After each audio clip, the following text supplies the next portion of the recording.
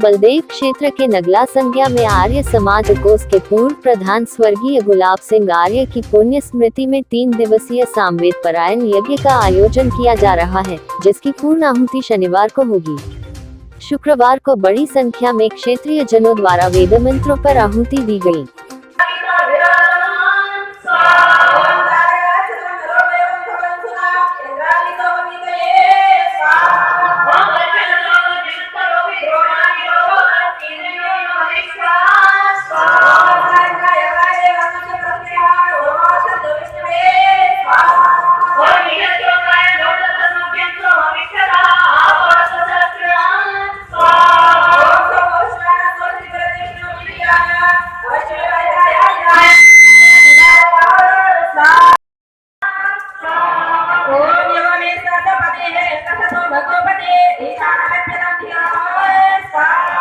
मुख्य वक्ता संस्कार जागृति मिशन के संरक्षक आचार्य सत्यप्रिय आर्य प्रधान ने यज्ञ की महिमा बताते हुए कहा, ऋषियों ने यज्ञ को सृष्टि का आधार बिंदु कहा है।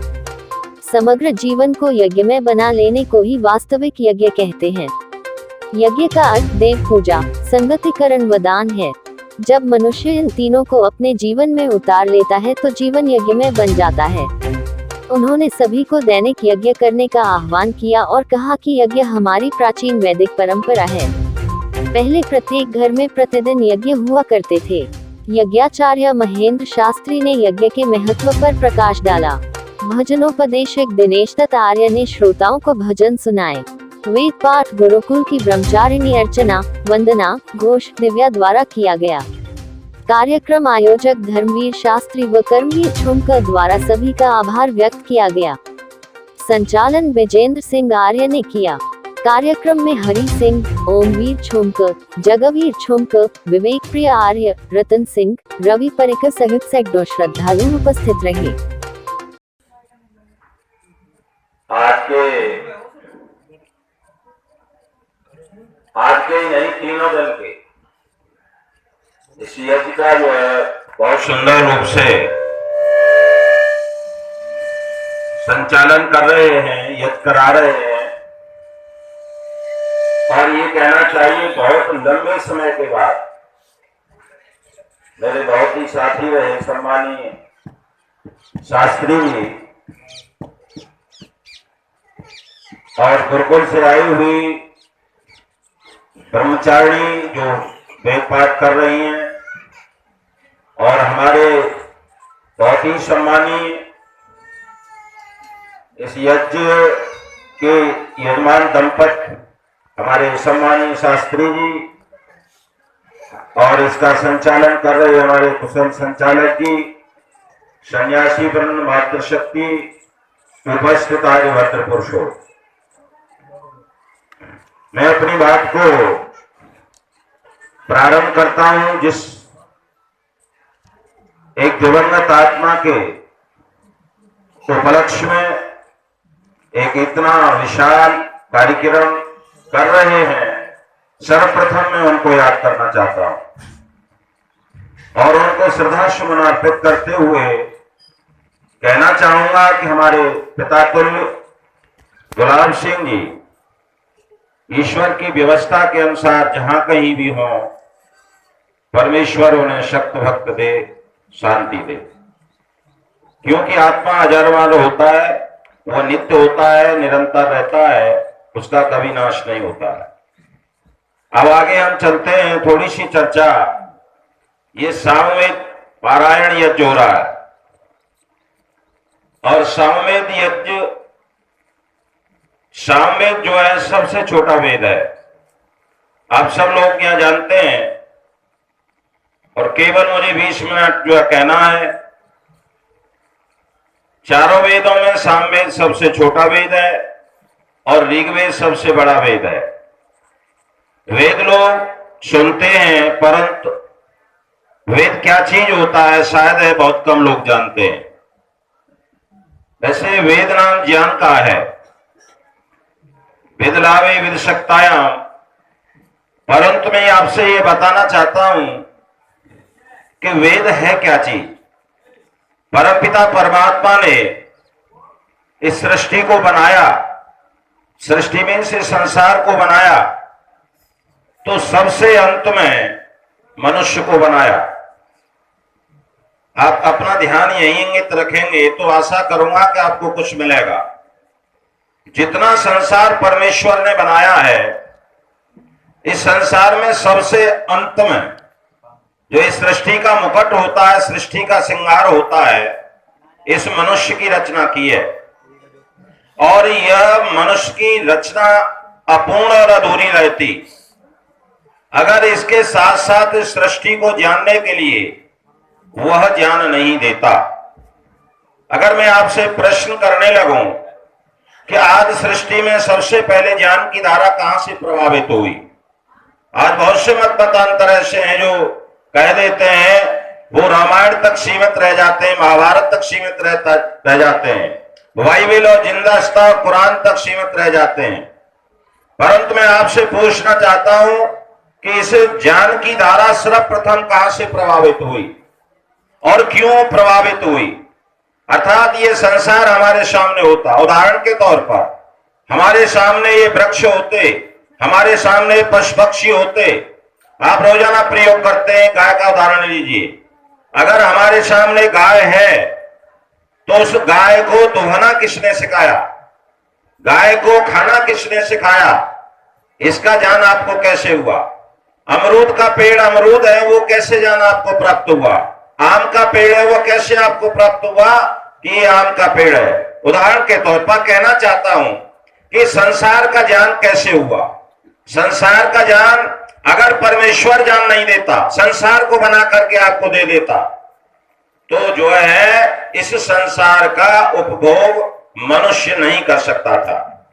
इसलिए आवश्यकता हुई और परमेश्वर ने सृष्टि के साथ साथ ज्ञान दिया। उस ज्ञान का नाम वेद है। जैसे उदाहरण के तौर पर आप किसी देश को चलाते हैं तो उसके लिए एक संविधान की आवश्यकता होती है। अगर देश को चलाने के लिए संविधान न बनाया जाए, नियम न बनाया जाए, तो कोई देश में सुख शांति नहीं रह सकती है, समाज नहीं चल सकता है। ठीक उसी प्रकार परमेश्वर ने आज सृष्टि में इस संसार को चलाने के लिए संविधान बनाया। उस संविधान का नाम क्या है जी? वेद है। उसी को आप बुकलेट कह सकते हैं, उसी को आप थ्योरी कह सकते हैं। इसलिए आवश्यकता है। एक और तौर से समझिए, कोई भी इंजीनियर मार्केट के अंदर कोई चीज बनाता है और बना करके उसे भेजता है मार्केट के अंदर, तो मार्केट के अंदर जब भेजता है तो उसके साथ उसकी थ्योरी देता है, उसका सिद्धांत देता है, उसकी बुकलेट देता है और उसके आधार पर हम उस चीज का प्रयोग करते हैं। ठीक उसी प्रकार से परमेश्वर ने इस संसार को हमें दिया और उसके साथ हमें बुकलेट दी। जैसे हम अपने देश के संविधान की धाराओं का उल्लंघन अगर हम कर देते हैं तो हमें दंड मिलता है। उसकी अनेक धाराएं आप पढ़े लिखे जो वकील लोग हैं, जो विधिवेत्ता हैं, वो जानते हैं। जैसे कि आप किसी को गाली देंगे, मानहानि करेंगे तो धारा 100, और अगर आप किसी को और थप्पड़ आदि मार देंगे तो धारा 323, और ज्यादा चोट पहुंचा देंगे तो धारा 324, और किसी अंग भंग को तोड़ देंगे तो धारा 25, और बिल्कुल अलग कर देंगे तो धारा 26, गोली मार देंगे तो धारा 307, जान से मार देंगे तो 302 आदि आदि। कहने का भाव यह है कि संविधान की धाराओं का उल्लंघन करने पर हमें दंडित होना पड़ता है। ठीक उसी प्रकार हम उस परमेश्वर के संविधान की धाराओं का उल्लंघन करते हैं तो हम दंडित होते हैं, निश्चित रूप से होते हैं। और अंतर केवल इतना है कि इस संविधान से हम बच सकते हैं, सिफारिश से बच सकते हैं, पैसा दे के बच सकते हैं, परंतु उस संविधान की धारा का उल्लंघन करने पर नहीं बच सकते हैं। और इसका प्रैक्टिकल प्रमाण मैं आपको दूंगा। क्या कभी आपने विचार किया इस दुनिया के अंदर, आपने विचार किया होगा क्या किसी व्यक्ति के एक आंख नहीं है, किसी व्यक्ति के एक पैर नहीं है, किसी के एक हाथ नहीं है, और किसी का पूर्ण शरीर स्वस्थ है पर किडनी खराब है, किसी के पास पूरा धन धान है परंतु वो एक रोटी भी नहीं खा सकता है। क्या है जी? ये हमारा संविधान का उल्लंघन करने का फल है। और आपने देखा होगा कि एक माँ के 4 बेटे हैं, एक ही रजबीर से तैयार किए हुए हैं, एक ही कारखाने से निकले, परंतु चारों में अंतर होगा, रूप में अंतर होगा, बोल में अंतर होगा, योग्यता में अंतर होगा, सारे उसमें अंतर आता है, क्योंकि हमने परमेश्वर की आज्ञा का जिस रूप में पालन किया है उस रूप में ही यह संसार हमें भोगने के लिए मिलता है। इसलिए थोड़ा सा मैंने चर्चा की कि आपको वेद जानने की क्यों आवश्यकता है, क्योंकि ये हमारा संविधान है, इसका पालन करना परम आवश्यक है। आया है जहां में शुभ कर्म कमाए जा, एक निराली दुनिया मटना जीवन व्यर्थ का। आया है जहां में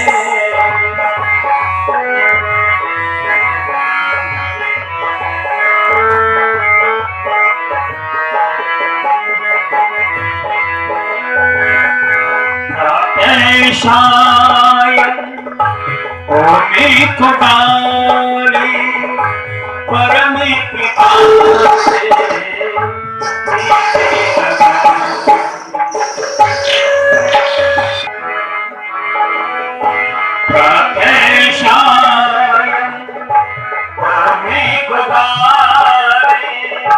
परम पिता से प्रीति लगाई, जीवन में उपकार किया कर मत न पाप कमा, जीवन में उपकार किया कर मत न पाप कमा, देख निराली दुनिया मत ना जीवन व्यर्थ गवा।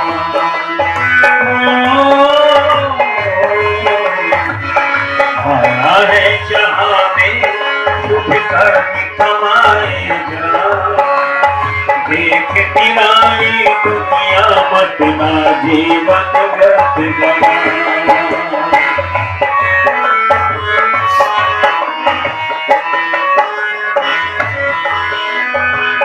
सहस्त्री करों से पानी किया कर, अमृत बांटे तो अमृत पिया कर।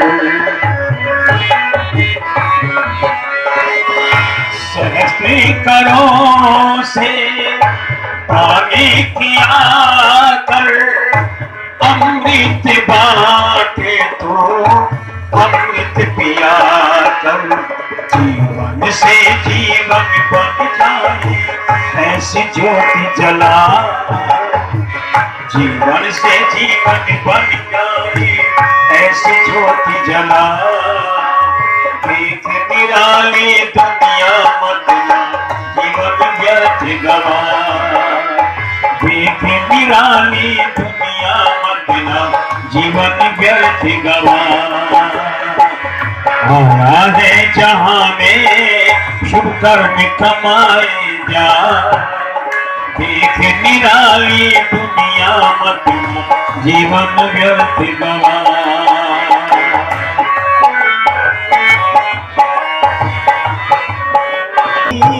शक्ति किसी निर्धन को घर सताओगी, हाँ किसी निर्धन को घर सताओगी, चैन की नींद आ नहीं सकती दिल किसी का अगर दुखाओगे, हाँ दिल किसी का।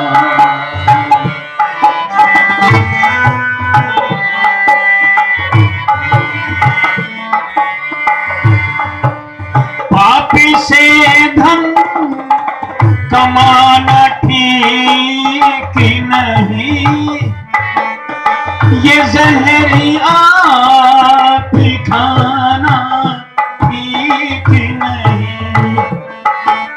पापी से धन कमाना ठीक नहीं,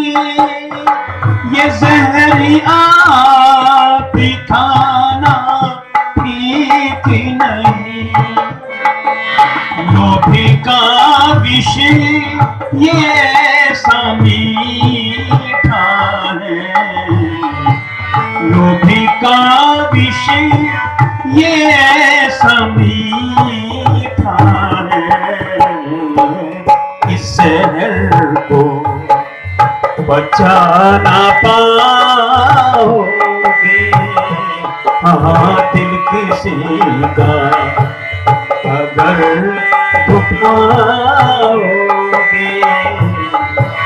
चैन की नींद आ नहीं सकती दिल किसी का।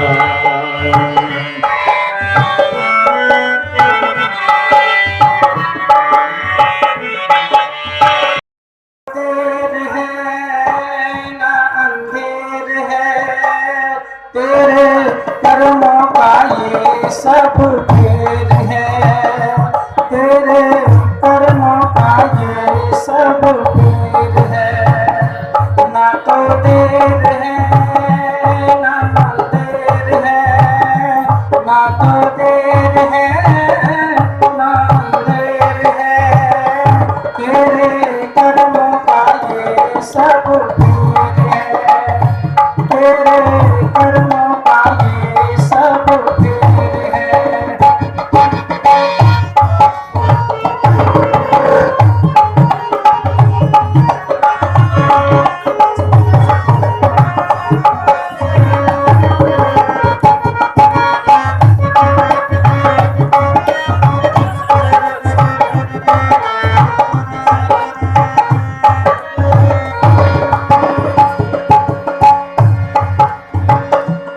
कभी कहता है लाखों तीरथ जाके नहा ले, मिटते नहीं कभी कर्मों के काले। लाखों तीरथ जाके नहा ले, मिटते नहीं कभी कर्मों के काले। एक व्यक्ति गंगा नहाने के लिए गया और गंगा जी से बोला कि आप तो बहुत ही पवित्र होंगी। उन्होंने कहा क्यों? क्योंकि सारे इंसान पाप करने के बाद आपके पास नहाने के लिए आते हैं, तो सारे पाप तो आपके पास आ गए। तो गंगा नदी ने कहा मैं पापी नहीं हूँ, ये जितने भी पाप मेरे पास आते हैं, क्योंकि सारी नदियां कहाँ से जाती है, समुद्र में चली जाती है। तो गंगा नदी कहती है कि ये पाप मैं अपने पास नहीं रखती हूँ, मैं समुद्र में दे देती हूँ। अब एक व्यक्ति जाके नहाए, मिटते नहीं कभी कर्मों के काले, कर्मों के काले। ना तो देर है ना अंधेर है, ना तो देर है ना अंधेर है, तेरे कर्मों का ये सब खेल है, तेरे कर्मों का ये सब खेल है। कहते हैं आप सबको बताइए, बहुत दिनों के बाद में ऐसी यज्ञ की व्याख्या सुनने को मिली, तो मैं तो बस यही कहना चाहता हूँ कि पूज्यपाद आचार्य जी यहाँ आए। आप सबको पता है आचार्य जी की दो बेटियां हैं, वो भी अपने बुद्धि और साथ में आचार्य जी किसको लेके आए? बुद्धि और विवेक जी साथ में आए हैं। तो मैं आपका बहुत आभार व्यक्त करता हूँ, धन्यवाद व्यक्त करता हूँ। आचार्य जी ने बहुत सुंदर यज्ञ की व्याख्या की। अब आज का कार्यक्रम यहीं पर समाप्त होगा और मैं आप सबसे हाथ जोड़ के निवेदन करता हूँ कि यज्ञ के बाद में क्या होता है, आचार्य जी ने कहा ही है, यज्ञ के बाद में क्या होता है जी? यज्ञ का प्रसाद। यदि मान लीजिए आप प्रसाद नहीं खाएंगे तो वो उन्होंने कहा था केवला गुड़ होती, तो हम सब बांट करके खाएंगे। तो आप सबसे निवेदन है कि यज्ञ का प्रसाद लेकर के ही जाएं। और हमारे बीच में हमारे आर्य साहब जो मौजूद हैं, उनसे हम क्षमा याचना चाहते हैं, समय की एक सीमा है। हमारा परसों जो होने वाला कार्यक्रम बहुत काफी बड़ा है, आपको जरूर शाम को सुनेंगे। और इतना सुनेंगे आप कहें कि आप किसी दूसरे को दीजिए, तब हम आपको निवेदन करेंगे ठीक है आप रुक जाएं, अन्यथा आप जितना बोलना चाहें शाम को वो आपके लिए होगा। तो अभी हम आपसे इस सत्र के लिए आपसे क्षमा याचना चाहते हैं।